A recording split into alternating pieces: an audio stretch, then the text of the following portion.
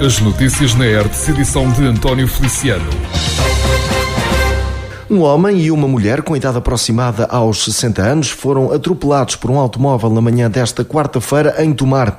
E, uma vez mais, a ocorrência centrou-se na passadeira situada na Avenida General Norton de Matos, na interseção com a Rua Amorim Rosa, um autêntico ponto negro em matéria de sinistralidade rodoviária na cidade de Nabantina, com sucessivos atropelamentos na história mais recente.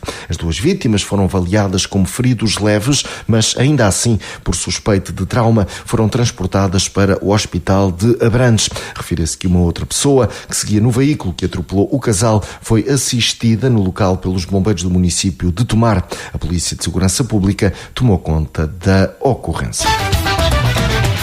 Um homem de 70 anos foi detido pela Polícia de Segurança Pública de Nazaré após ter agredido 2 agentes, para além de proferir ameaças e injúrias. Tudo aconteceu na sequência de uma desordem entre vários indivíduos num estabelecimento de diversão noturna no centro da vila. Por ocasião da intervenção dos polícias, um homem, completamente alterado, começou de imediato a injuriá-los, ameaçá-los de morte e conseguiu ainda concretizar agressões a pontapé, atingindo um na zona do pescoço e face e outro na zona da mão direita e dedo anelar, causando-lhes ferimentos ligeiros, dos quais receberam tratamento posterior, não sem antes ser maniatado com evidente recurso à força física e, consequentemente, algemado e detido. De salientar que já no decurso do seu transporte para a esquadra local, o indivíduo pontapeou reiteradamente uma das portas e vidro da viatura policial, sem contudo provocar danos relevantes. Já no interior das instalações policiais, o homem manteve sempre as ameaças sobre os polícias, tentando novas agressões, ainda que algemado, lançando-se contra aqueles. Face ao exposto e atendendo ao concurso de crimes praticados e à manifestação inequívoca de recusa em comparecer perante a autoridade judiciária na data e hora determinadas, o homem recolheu aos quartos de detenção. No entanto, depois de presente interrogatório, o indivíduo saiu em liberdade, seguindo o processo os seus trâmites normais de investigação. Rádio ERTE, a primeira a informar. A maior obra das últimas décadas em Ferreira do Zezer. É desta forma que Bruno Gomes, presidente da Câmara Municipal, perspectiva a construção de uma nova escola básica e secundária Pedro Ferreiro, sendo que, a esse propósito, foi dado um passo decisivo. Está assinado o contrato de financiamento, a 100%, de toda a empreitada, no investimento a rondar os 13 milhões de euros. A cerimónia onde se formalizou esse pacote financeiro contou com a presença do Primeiro-Ministro, Luís Montenegro, e ainda do Ministro Adjunto e da Coesão Territorial, Manuel Castro Almeida, para além do próprio Bruno Gomes, que em declarações à ERTE não escondeu a satisfação com este passo decisivo para dar condições de excelência a toda a comunidade educativa do concelho. É um grande passo, não é? Uma obra que de facto há muitos anos estava para acontecer. Queríamos muito requalificar uma escola que tem 40 e muitos anos. Surgiu então a oportunidade de agarrá-la com muita força desde o início do mandato para conseguirmos hoje estar na linha da frente para podermos dar à nossa comunidade escolar condições de excelência, a exemplo daquilo que damos na área da educação. Faltava de facto aqui este edifício que alberga cerca de 500 alunos e então é uma grande notícia, eu diria a maior obra das últimas décadas que a autarquia vai ter a possibilidade de concretizar. Um investimento de 13 milhões de euros, está mesmo em causa a construção de uma escola de raiz, por assim dizer.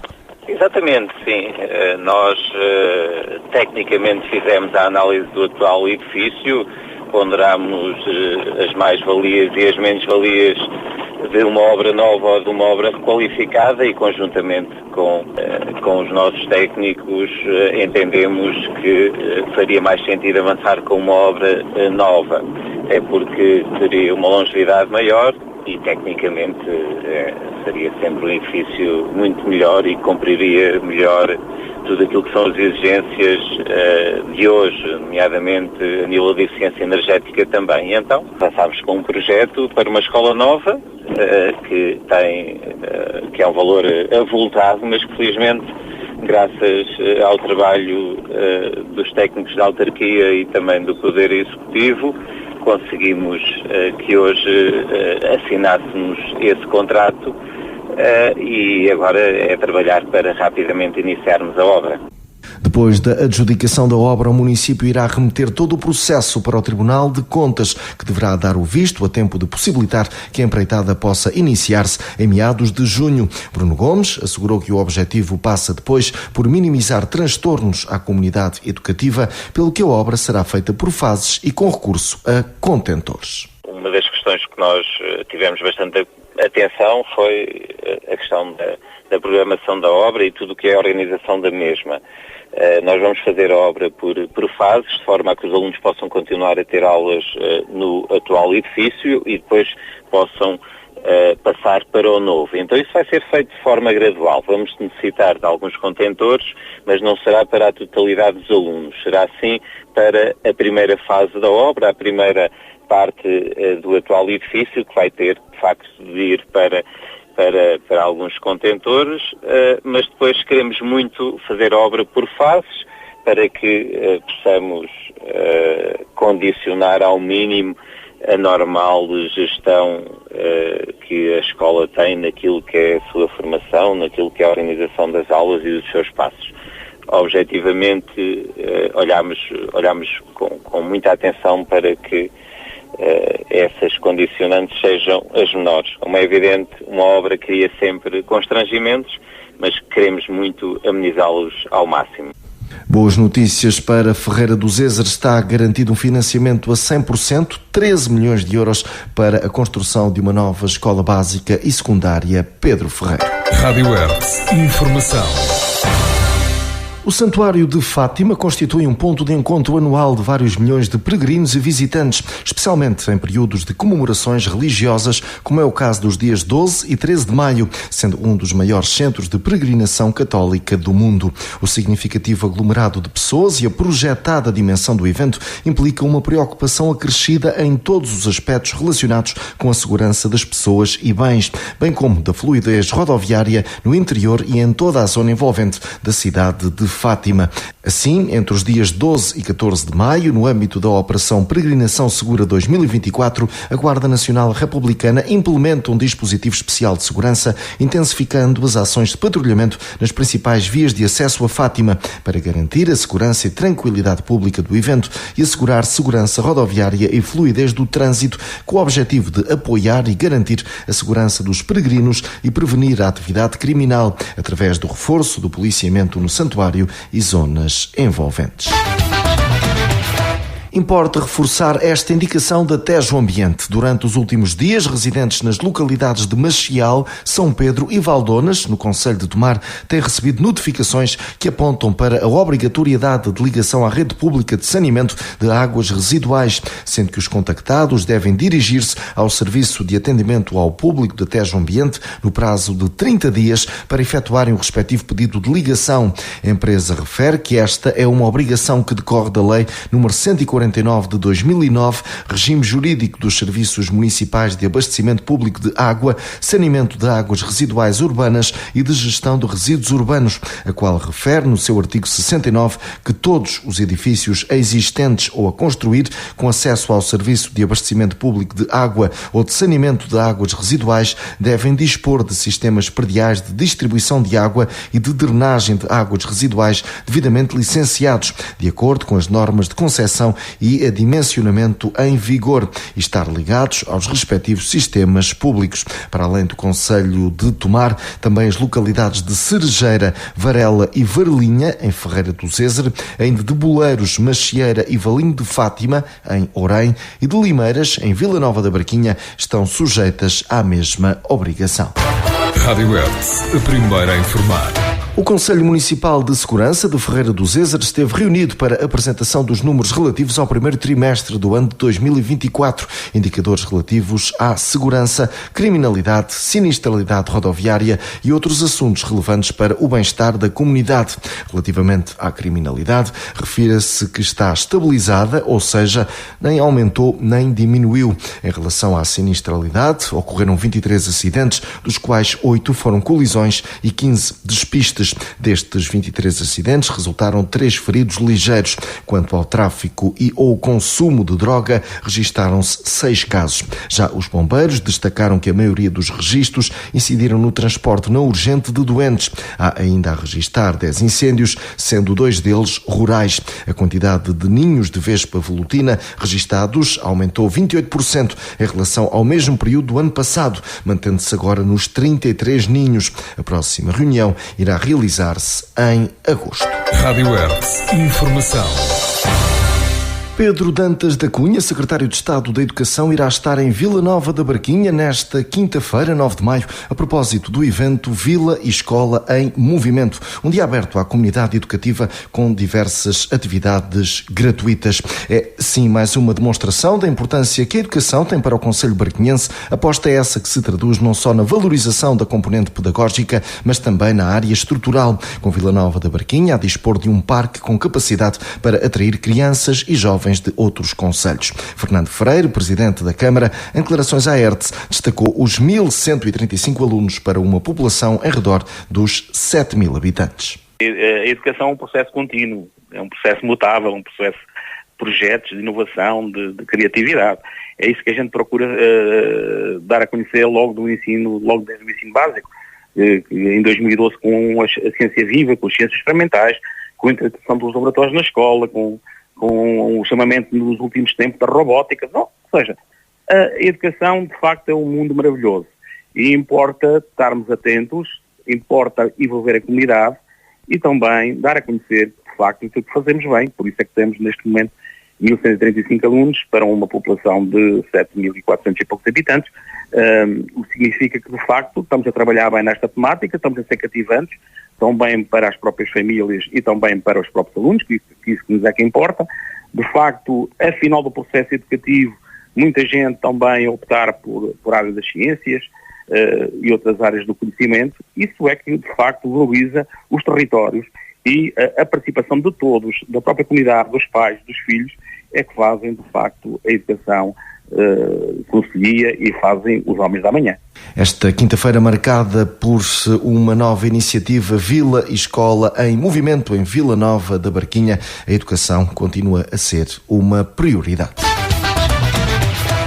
Tony Carreira, Micael Carreira, Hermano José e Marisa são as principais atrações do Festival da Saudade, evento que vai decorrer no Heliporto de Fátima a 15 e 16 de agosto e que espera atrair milhares de pessoas até ao concelho de Ourém. A iniciativa, apresentada no Auditório Cultural dos Passos do Concelho, celebra a diversidade da música portuguesa, do fado à música popular e será um ponto de encontro cultural destinado especialmente às famílias de emigrantes que regressam a Portugal no mês de agosto. O Festival da Saudade quer refletir a rica identidade musical do país e proporcionar um ambiente acolhedor de regresso a casa. A Hertz marcou presença na apresentação. Na altura, Luís Miguel Albuquerque, presidente da Câmara de Ourém, mostrou-se confiante no sucesso do festival.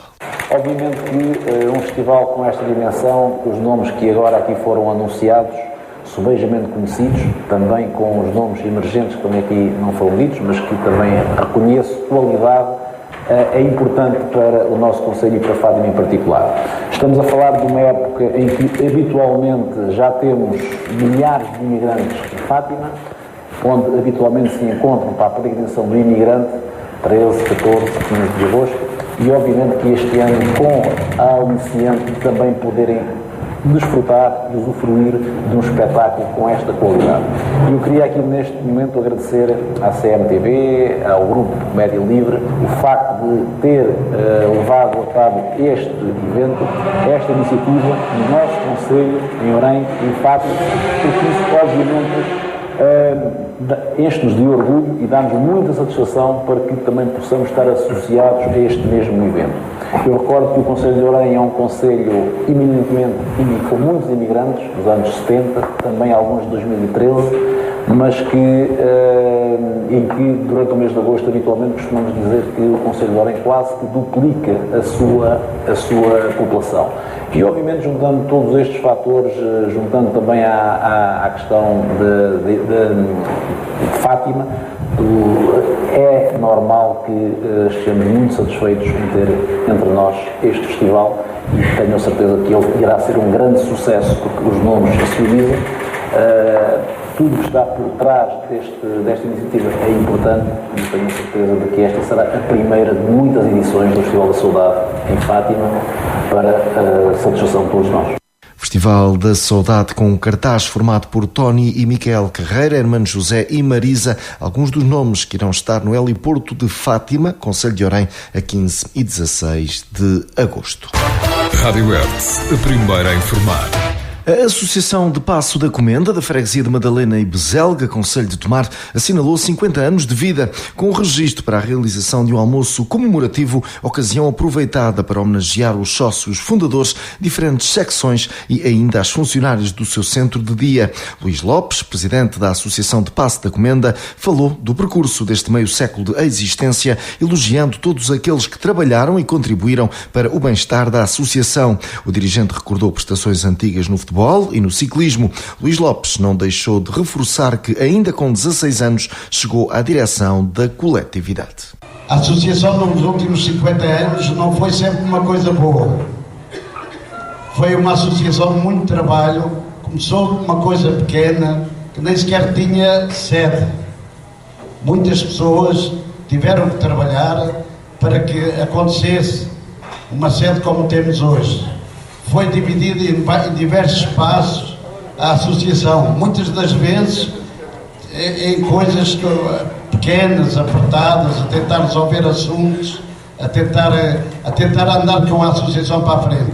Mesmo assim, o tempo passou, organizamos futebol, fomos campeões nacionais da 2ª Divisão, subimos à 1ª Divisão, tivemos uma bela equipa de ciclismo. Tivemos em diversas áreas uma diferenciação, tanto em atletas como em pessoas de outras artes. Enfim, passou por aqui muita gente boa.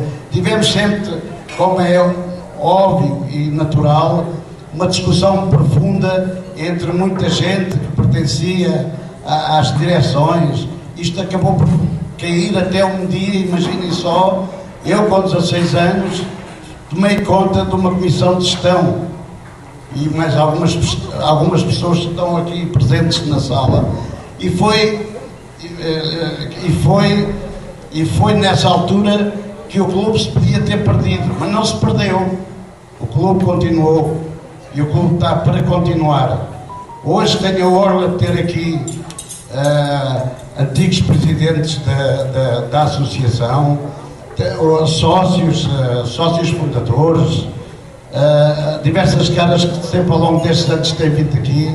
A Associação Tomarense de Paço da Comenda assinalou 50 anos de existência. Rádio Hertz, informação. Vamos agora avançar para a nota do dia, hoje com Alexandre Horta. Para a minha geração, que nasceu no início da década de 70 do século passado, o 25 de abril de 1974 e o período que lhe antecedeu, a ditadura, sempre tiveram a sua importância relativizada porque nunca vivemos com ausência de liberdade. Também a censura, a miséria, o isolamento do país e a própria guerra colonial eram temas que ouvíamos dos mais velhos, mas cuja importância era menosprezada porque a grande maioria não sofreu diretamente as suas consequências.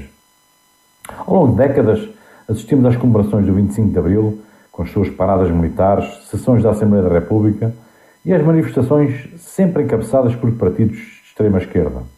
Dava a impressão que a revolução era propriedade desses partidos, nomeadamente do Partido Comunista. Com o passar do tempo, e com a história a ser realmente contada, começamos a ver que esse partido teve efetivamente um papel importante na resistência antifascista, mas que rapidamente quis impor ao país uma ditadura de estilo soviético. Felizmente, essa intenção foi travada há tempo. Nas décadas mais recentes, nas gerações que sucederam à minha, a indiferença para com o 25 de Abril foi aumentando. A democracia e a liberdade eram dadas como eternamente adquiridas e irrevogáveis. Chegados aos nossos dias, verificamos que, por um lado, essa forma de pensar das gerações mais jovens poderá estar a ser posta em causa. O surgimento de forças políticas de extrema-direita, antissistema, tem demonstrado que a democracia pode não ser eterna e tem que ser constantemente alimentada e revigorada. Por outro lado, com a informação já disponível, cada vez mais factos são conhecidos sobre os 48 anos de ditadura e realmente começamos a entender melhor esse período, marcante pela negativa, da sociedade portuguesa. Os valores e conquistas da Revolução surgem reforçados, contribuindo para a mitigação daquela indiferença. O 25 de abril de 1974 passou a ter a importância que até agora não tinha tido. Decorrente desta segunda ideia, e entroncando com as comemorações dos 50 anos da Revolução dos Cravos, nota-se a diferença. O 25 de abril é agora de todos os portugueses. Deixou de ser propriedade da esquerda radical. Notou-se nas pessoas que se manifestaram na Avenida da Liberdade, em Lisboa, notou-se na sessão solene da Assembleia da República e notou-se também em Tomar, na generalidade das intervenções na sessão temática da Assembleia Municipal. Foi realmente um marco histórico, reconhecido e celebrado por todos os portugueses. É essencial continuarmos a conhecer a nossa história contemporânea para que a indiferença, a propaganda e o crescente desinteresse pela política do país não sejam impulsionadores de projetos que atentem contra a saúde da nossa democracia. Alexandre Horta aqui com a sua nota do dia. Concluímos assim mais esta edição. Continue desse lado. Estas e outras notícias em radiohertz.pt.